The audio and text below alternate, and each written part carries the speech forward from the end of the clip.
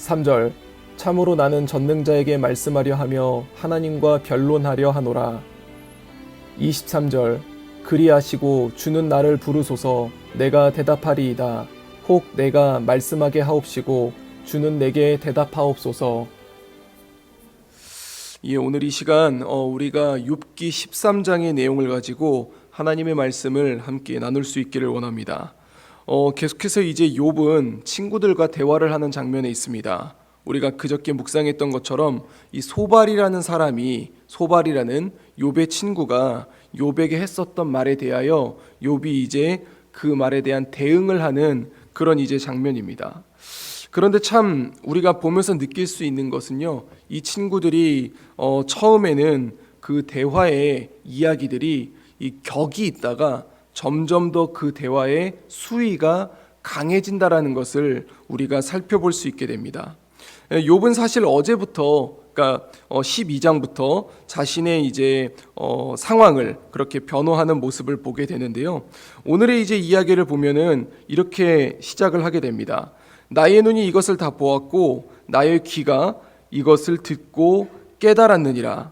이 너희가 아는 것을 나도 알고 있으니까, 그리고 내가 너희만 못하지 않는다. 그러니까 그만큼 나도 알고 있다라고 이제 얘기를 하는 것이죠. 그러면서 친구들을 이제 굉장히 강하게 비난을 합니다. 뭐라고 비난하냐면요, 너희는 거짓말을 지어내는 자고 다 쓸모없는 의원이다라고 얘기합니다. 그러면서 너희가 더 이상 나한테 뭐 이렇다 저렇다 말하지 않고 그냥 입 다물고 잠잠하는 것이 너희에게 지혜이다 라고 그렇게 욥은 친구들에게 말을 하고 있습니다. 그렇지만 욥에게는 또 친구들을 향한 그런 마음이 존재합니다. 뭐냐면요, 너희는 나의 변론을 들으며 나의 입술의 변명을 들어보라. 너희가 하나님을, 그러면서 이제 얘기를 하면서 너희가 하나님을 위하여 불의를 말하려느냐 그를 위하여 속임을 말하려느냐. 그러니까 지금 욥의 친구들이 욥을 비난하면서 뭐를 계속해서 같이 끼고 있냐면요, 하나님의 이름을 빼놓지 않습니다. 하나님은 이런 분이신데 너가 그 안에서 그렇게 문제가 있는 거야.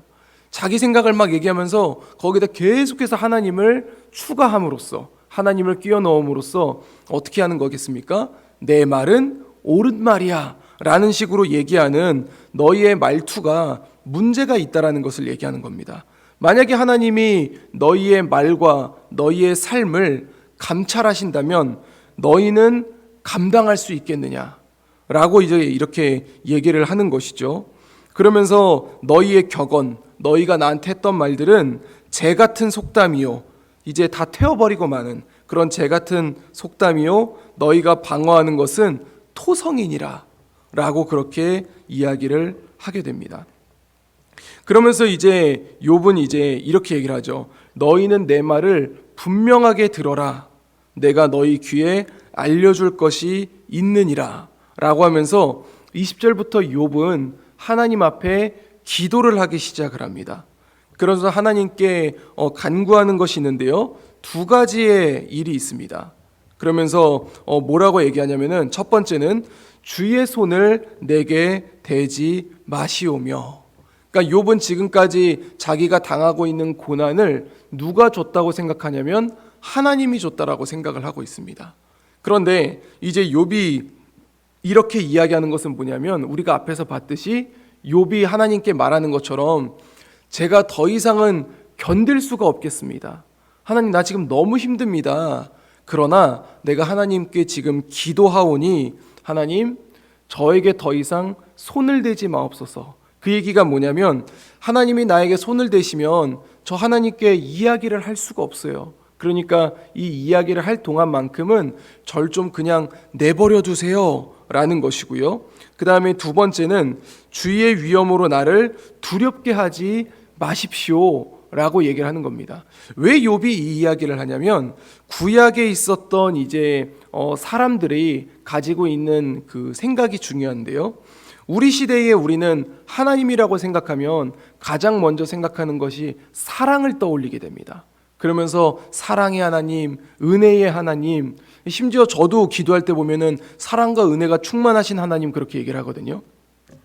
그런데 이 당시 사람들에게 있어서 하나님의 이미지는 사랑의 이미지기보다는 심판의 이미지입니다.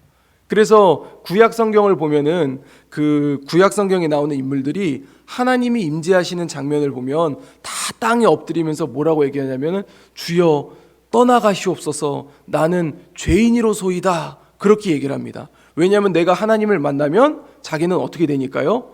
심판을 받아 죽을 수밖에 없으니까 하나님 조금 떠나가 주십시오 그렇게 얘기를 하는 겁니다. 지금 욥이 이렇게 두 가지를 말씀드리는 것도 욥이 가지고 있는 것이죠. 나는 분명히 의로운 것은 맞는데 내 의로움이 하나님 앞에 섰을 때 그것을 감당할 만큼은 아닙니다. 그러니까 제가 하나님 앞에 서게 되면 저는 죽을 수밖에 없습니다.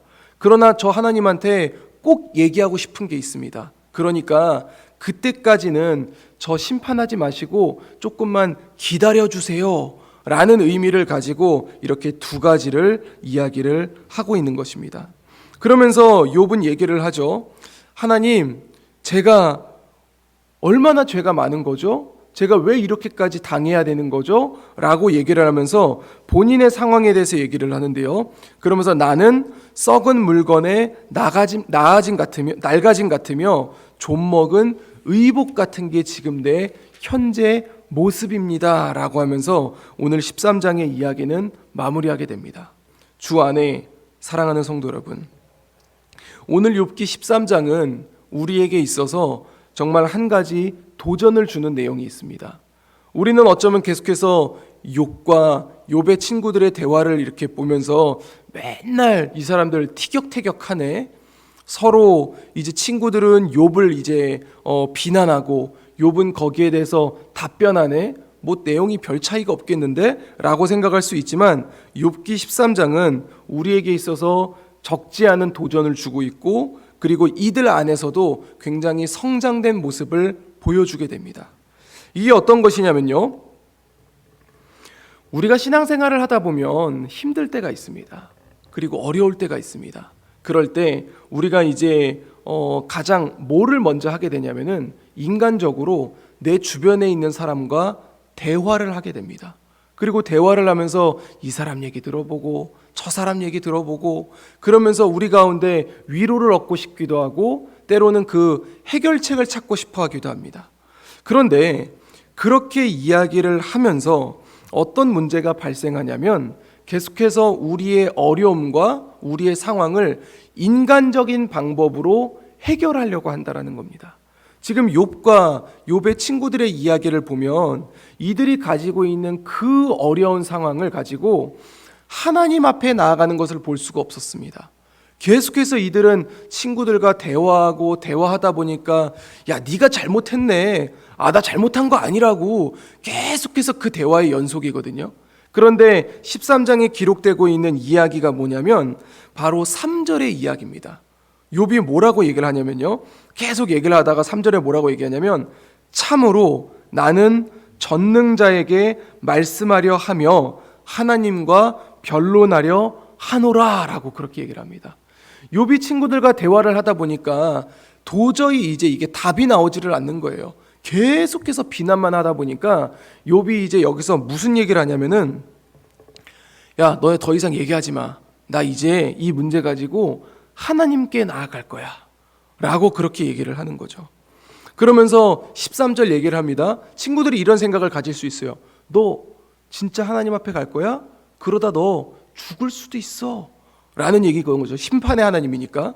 그런데 그 얘기를 듣고 욥은 뭐라고 얘기하냐면 13절에 너희는 잠잠하고 나를 버려두어 말하게 냅둬. 무슨 일을 당하든지 내가 당할 거야. 나 하나님한테 얘기하고 죽으면 내가 그냥 죽는 거지. 그럼에도 불구하고 나 하나님께 가서 얘기할 거니까 너희 더 이상 나한테 이래라 저래라 얘기하지 마 라고 하면서 본문 20절부터 욥은 하나님께 기도하는 장면으로 들어가게 되는 것입니다. 사랑하는 성도 여러분, 우리에게 있어서 여러 가지 어려움이 닥칠 때가 있습니다. 여러 가지 상황에 속할 때가 있습니다. 그런데 우리가 기억해야 될 것 중에 하나는 우리가 가야 할 자리는 내 지인들과 나 아는 사람들과 치열한 대화를 하면서 무슨 인간적인 방법을 간구해내는 것이 아니라 우리의 어려움을 가지고 기도의 자리로 나아가야 되는 것입니다. 우리가 기도의 자리로 나아가고 하나님 앞에 그것들을 아뢰을 때 정말 그 순간만큼은 내가 기도할 때 하나님이 진짜 음성으로 이렇게 해라 저렇게 해라 답을 안 주실 수도 있습니다. 하지만 내가 그렇게 기도할 때 내가 보는 말씀을 통해 하나님이 답을 주실 수도 있고, 내가 교회에 다니면서 교회 안에 있는 일들로 답을 얻을 때가 있으며 또 내 환경의 변화를 통해서 답을 얻을 때가 있습니다. 우리는 그 기도를 굉장히 소중히 여겨야 할 줄로 믿습니다. 우리가 나아갈 수 있는 기도의 자리에 대한 소망을 가져야 될 줄로 믿습니다. 그 자리로 우리가 나아갈 때 우리의 삶이 가지고 있는 모든 어려움들이 해결될 것이며, 우리가 미래를 모르지 않습니까? 그 미래를 모를 때에 우리가 기도의 자리로 나아갈 때 하나님이 우리의 앞을, 우리의 미래를 인도하시고 보호해 주시고 지켜줄 것이라는 확신을 우리는 가져야 할 줄로 믿습니다. 이제 오늘 하루가 시작됩니다. 오늘 우리는 예배를 드리는 날입니다. 그리고 또 우리가 또 각자의 자리로 나아가겠죠. 그 각자의 자리로 나아갈 때, 또 예배를 드릴 때에 우리가 반드시 기억해야 될 것은 우리가 가지고 있는 모든 상황들은 하나님께 들고 나아가야 한다는 것. 그리고 그 장면으로 나아갈 때, 그 발걸음으로 나아갈 때 우리의 영성은, 우리의 신앙은 성숙되고 우리의 삶들은 조금 더 격이 높아진다는 사실을 마음속에 깊이 새기시면서 주님 앞에 나아갈 수 있는, 기도의 자리를 소중히 여기며 소망하며 나아갈 수 있는 우리 재건부평교회 모든 성도님들이 되시기를 우리 주 예수 그리스도 이름으로 간절히 축원드립니다. 기도하겠습니다. 이제 오늘 받은 말씀으로 함께 기도하겠습니다. 하나님, 나의 문제와 나의 상황들을 인간적인 방법으로 해결하는 것이 아니라 하나님께 들고 나아가는 사람이 되게 하옵소서. 주께 나아갈 때 나의 기도를 들어주시고 하나님의 방법으로 해결되게 하옵소서. 함께 기도하겠습니다.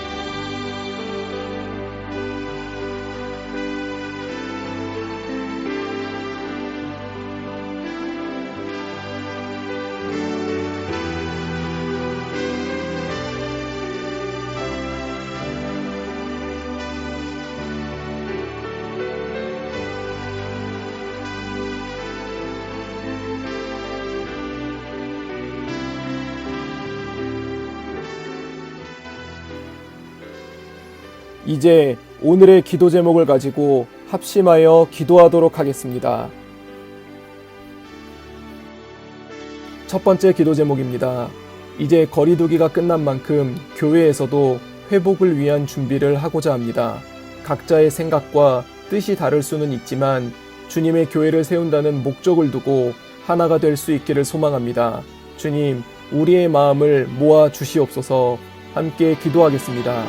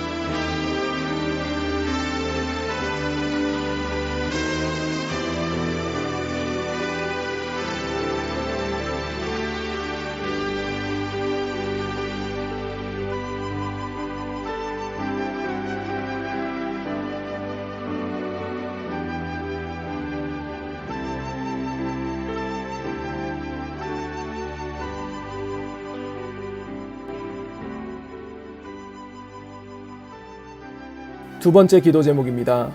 육신의 어려움을 가지고 있는 성도들을 위해 기도합니다.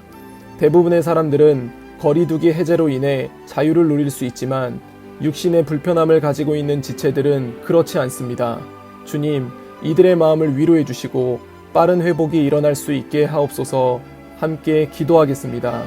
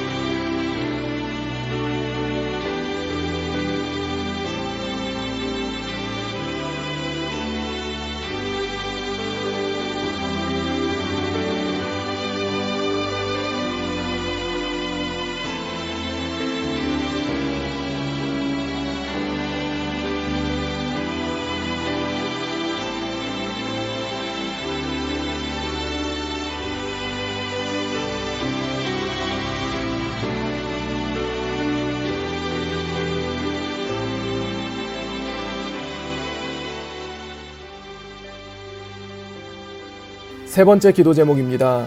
서울로의 정기회가 오늘까지 우리 교회에서 계속됩니다.